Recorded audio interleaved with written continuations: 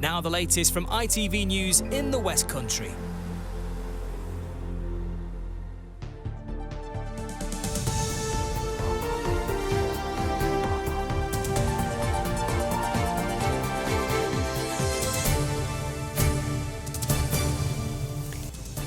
And we meet the Bristol teacher juggling running a school with high-level fitness.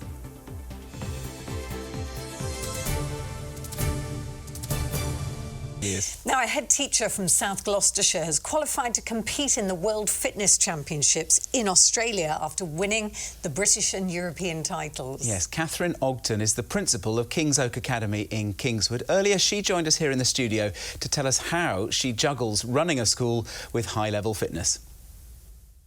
Well, it's quite busy, I'm not going to lie. So it involves some pretty early starts in the morning to train before school, then obviously going to do the normal school day with our children and staff, and then back to the gym in the evening before a little bit of homework to do and then off to bed. So certainly a good bit of managing my diary is what allows everything to happen. You've got to manage the stress as well. Like, for example, recently you had Ofsted in, didn't you? Yes, obviously, in terms of great preparation for a competition, we were able to welcome some inspectors into our school to have a look at how we're getting on, and that was a really useful process for us as well, which we were really pleased about, being able to welcome those visitors into the school as well.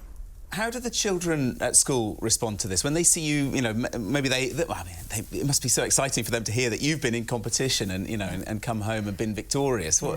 How do they respond to it? Well, it's certainly a good conversation on the playground. As an all through school, we have some of our youngest children who are probably a little bit more keen to have a handstand competition with me, whereas some of our older children are probably a little bit more interested in how competitive am I with them against their bench press numbers. I would love to have had a handstand competition with my head teacher. Yeah. Can you imagine? Not a bench press competition, though. Not right? either. How do you do against some of those, you know, do they really try and push you for well, to show off? I would certainly say we've got some budding athletes that are coming through our school at the moment, so I'm very excited about the future for our sport across the country. Well, it must be quite inspiring for them to see you, going to these kind of competitions, isn't it? Yes, definitely. And for functional fitness itself, it covers a wide range of ages. So at the competition I was at, we actually had under 12s competing right through to people in their 60s and 70s. So I think when we talk about being a sport for life, and you see that being able to be engaged with at every stage, the British Functional Fitness Group do a really good job at promoting that, and hopefully I can model some of that in my school day.